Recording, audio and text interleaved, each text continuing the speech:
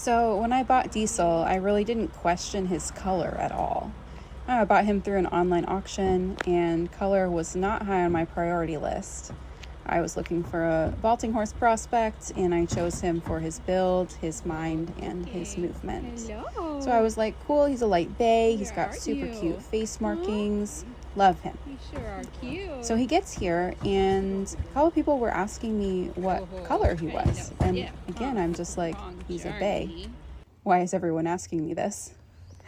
And I had noticed the lighter patches on him, around his muzzle, under his belly, inside his legs. But honestly, they made me question his breed a lot more than his color. Boy. He's Amish bred and was sold as just a draft cross. And I did ask the seller if she knew what he was crossed with, and she said she wasn't sure. She guessed maybe Percheron with something a little fancier because he moves so nicely. But then he arrived, and I was like, I don't think that's a perch cross. That is almost certainly a Belgian cross.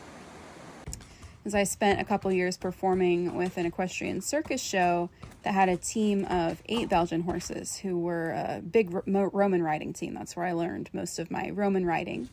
So I've spent a lot of time around Belgians. So their build, their movement, their personalities, they just have a certain look and feel to them. So Diesel's build and coloring jumped out to me as Belgian. And honestly, his personality has turned out to be very Belgian. He's just this sweet, thoughtful, slightly goofy giant baby who just needs a little time to process everything before he commits. So I was like, cool, mystery solved, Belgian quarter horse. But then my friend and I were talking while he was getting a PMF session the other day, and she pointed out something I really hadn't thought about.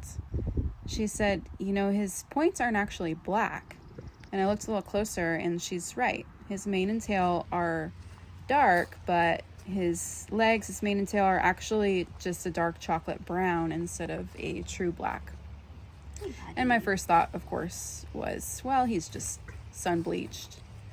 And I knew he wasn't a dun. He doesn't have the dorsal stripe or leg barring or any of those markings. So naturally, down the color genetics rabbit hole I went.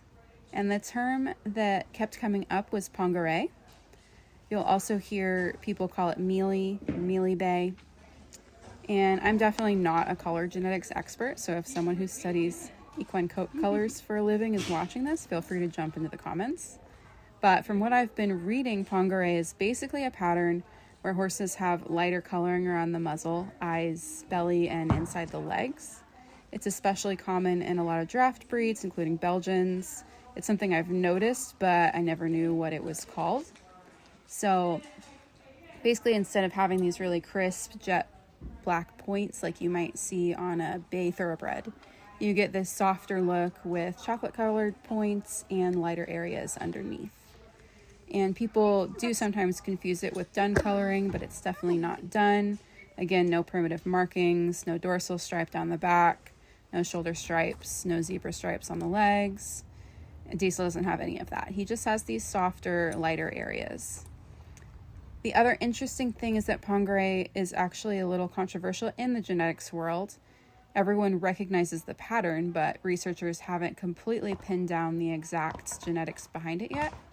So it's one of those things where you'll hear people call a horse Pangaré or mealy based on how they look, even though there isn't a simple DNA test that says, yep, this horse is Pangaré, which is actually kind of cool because it reminds me that not everything in the horse world has a neat little box.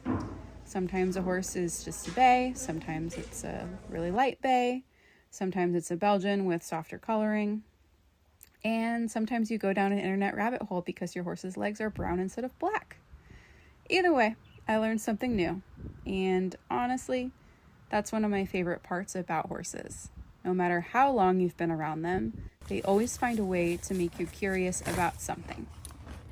So if you enjoy this kind of thing, learning right alongside me as we dive deep into the endless rabbit holes that horses give us, I'd love to have you here.